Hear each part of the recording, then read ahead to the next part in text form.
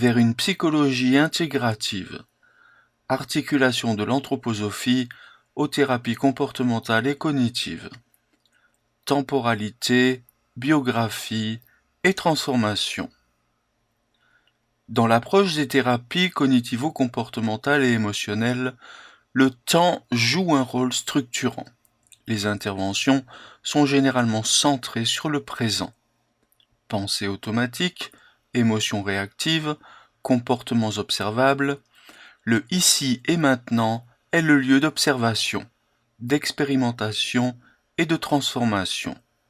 L'objectif est de permettre au sujet de devenir conscient de ses processus internes, d'en modifier le cours et de reprendre une maîtrise sur ce qu'il vit, dans le moment présent.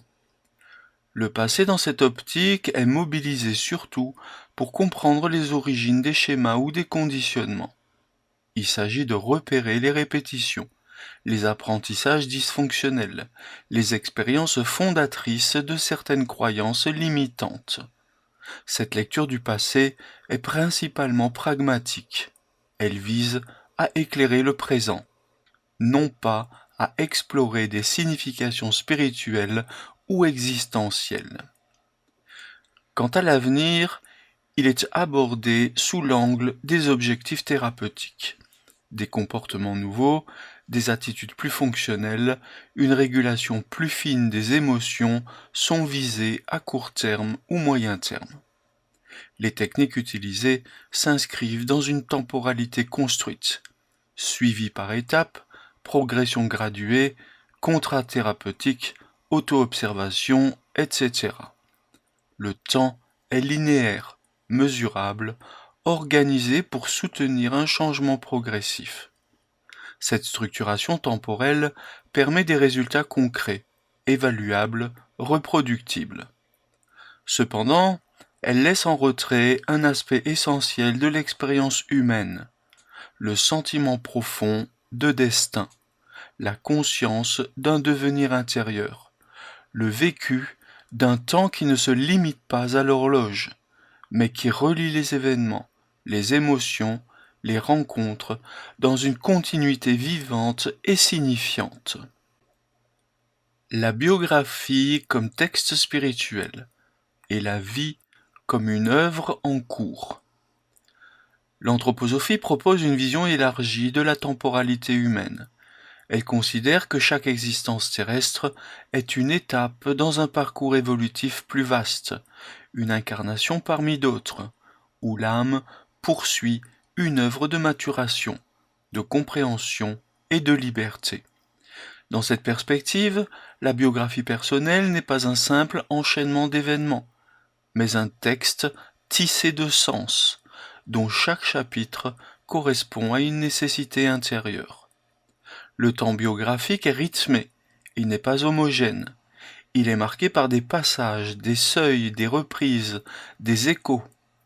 À certains âges, certaines forces de l'âme se déploient. À d'autres périodes, elles se retirent ou se confrontent à des tensions.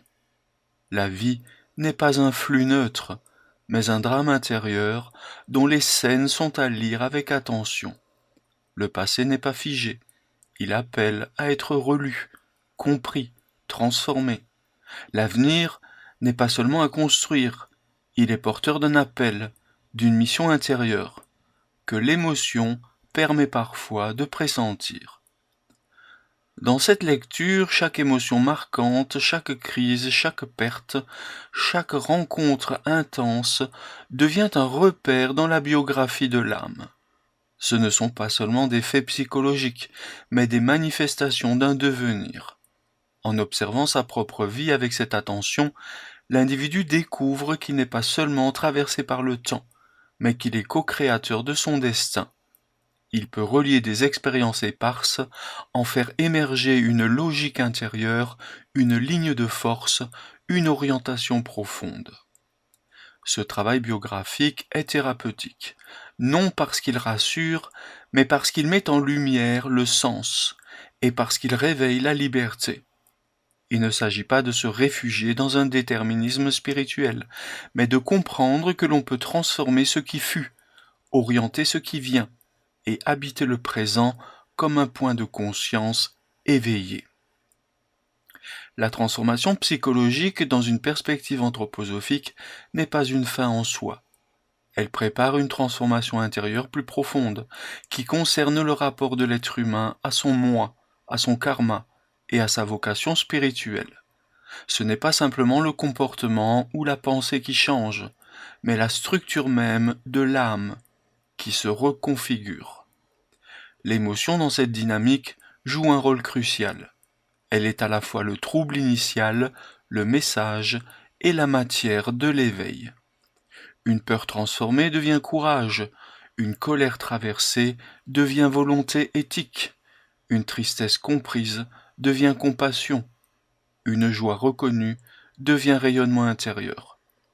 Ce processus n'a pas lieu dans l'abstraction, il se joue dans le tissu même de la vie quotidienne, des relations, des décisions, des engagements. Dans cette perspective, la vie humaine n'est pas un problème à résoudre, mais une métamorphose à accompagner. Chaque crise n'est plus vue comme une pathologie, mais comme un appel à franchir un seuil. Chaque période de confusion peut devenir une opportunité de naissance intérieure. Ce n'est pas une thérapie brève, c'est un chemin d'incarnation consciente, un art de vivre orienté vers l'unité, la liberté et la vérité. Ce que les thérapies comportementales cognitives et émotionnelles permettent d'accomplir sur le plan du fonctionnement peut ainsi s'ouvrir à un autre plan, celui du sens profond de l'existence, celui où l'homme devient responsable non seulement de ce qu'il ressent, mais également de ce qu'il devient.